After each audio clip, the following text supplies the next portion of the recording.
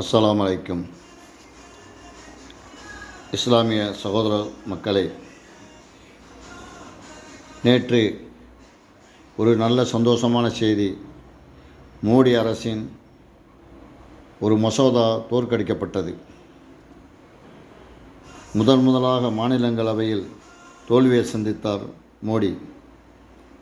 தென் மாநிலங்களை பாதிக்கும் சட்டத்தை அவசரமாக தீர்மானம் கொண்டு வந்து நிறைவேற்ற முயற்சித்தார்கள்.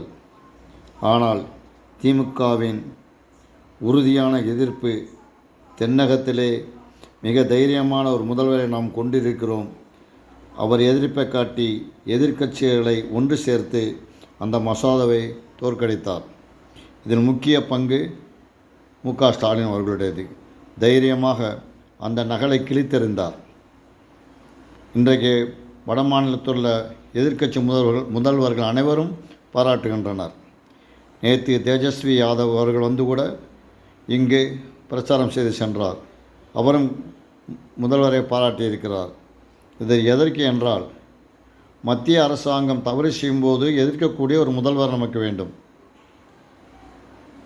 மத்திய அரசு எது செய்ய சொன்னாலும் அதை ஆமாம் சாமி போடக்கூடிய முதல்வர் நமக்கு தேவையில்லை. மத்திய அரசை எதிர்த்து பேச திராணி இல்லாதவர்கள் நமக்கு தேவையில்லை. நமக்கு இஸ்லாம் சமுதாயம் அதிகமாக இருக்கிறது, மறந்துவிட்டது. பின்னோக்கி பாருங்கள். இதேபோல்தான் முன்பு முஸ்லீம்களுக்கு எதிராக சிஏஏ குடியுரிமை சட்டத்தை மோடி அரசு கொண்டு வந்தது. இதே எடப்பாடி அரசு அன்று அந்த மசோதாவை ஆதரித்து அனைத்து ஏடிஎம்கே எம்பிக்களையும் வாக்களிக்க வைத்தார். அதனாலேயே அந்த மசோதா நிறைவேறியது. அன்று ஏடிஎம்கே வாக்களிக்கவில்லை என்றால் சிஏஏ மசோதா அன்றே தோல்வியுற்று இருக்கும்.